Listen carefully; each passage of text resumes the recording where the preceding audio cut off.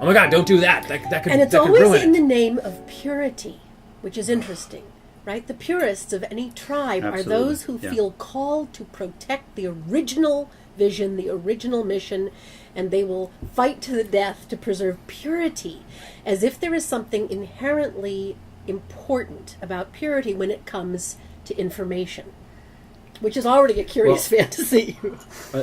Lopez has a lovely article on that, on sectarianism. And when we would sit and talk about this, he would bring that up, that whether it's vegetarianism, it's any time you're in an ism, schism, then he really feels that's Artemisian. It's in the sort of the realm of Artemis, which is this purity, the virginal, all of that. It contains one's madness. So people go into it by taking out the contaminants, the perceived contaminants, right? Precisely. And that purity then isolates you, but contains you. And as you were talking, I think probably the best example for me of this that is worth pondering over, doing sort of Lectio Divina with Dostoevsky's section of the Grand Inquisitor. And I saw it performed by, blanking on the actor's name, directed by Peter Brooks here at the Broad Stage in Los Angeles. And he just had his, he had a music stand, the actor, he was dressed casually, and he was basically sort of reading it. But I think that minimalist thing brought out what was happening, which is that Jesus has returned and was walking through a plaza in the Middle Ages during the time of the Inquisition, and he starts performing miracles because people are coming to him. And then the Grand Inquisitor orders that he be arrested, and then he's taken up into a tower, and at midnight the Inquisitor comes in to have a conversation one-on-one with him. And he starts saying, basically, the most eloquent discussion of how you left us in charge. You did your thing, and now the people are happy with, they just want the miracle. They don't want to, it's very difficult to take up that individual path that Jesus, like you said, any prophet, Jesus was asking you to drop your nets and follow me, right? And so he goes, they don't really want it. So we, the ones you left in charge, are dispensing the miracle and feeding the masses and giving them what they want, and they are fine. And then the actor delivered it so well, and I don't see that translation often in English. Why did you come to disturb us? And he comes back to it each time. We have it. Which is how the second coming, second coming everybody's waiting for, is going to happen exactly the same way every time. Like, why are you disturbing us? Yes, Exactly. we have it down. Right. They're happy. They're asleep. They're contained. Why did you come to disturb us? Yes. And at the very end, in that most mysterious of responses, he did not speak the entire time, that is Jesus, and he kisses him on the cheek.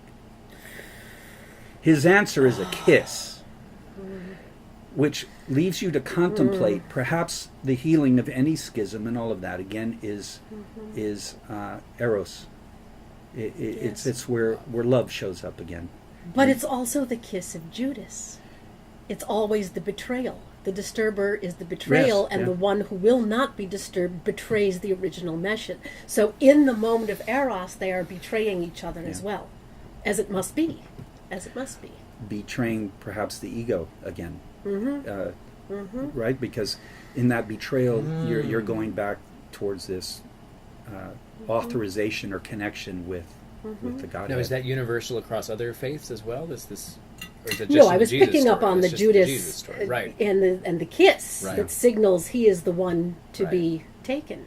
And you have to add, because I'm sure this is where you're coming from, it's the Judas consciousness portrayed in The Last Temptation of Christ.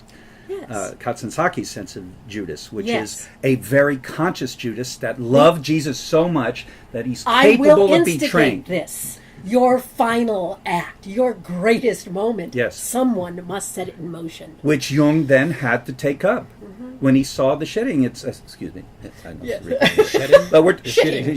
shedding, The yes. shatting. the letting loose of what needs to be dispatched.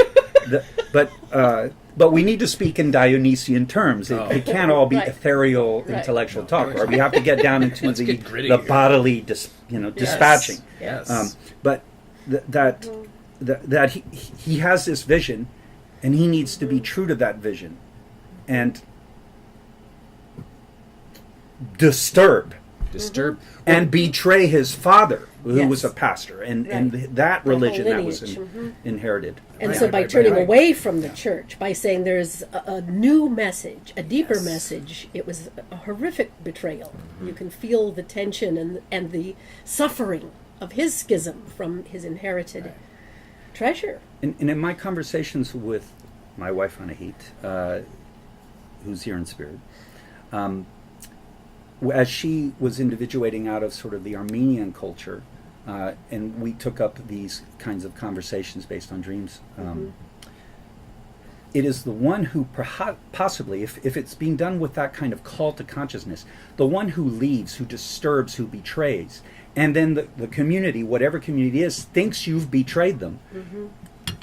It's sort of the hero's journey. You actually set out to have the burning bush experience. You encounter the God, and then you are actually then possibly in the position to be the one who takes the culture even more deeply back to its living tradition and roots.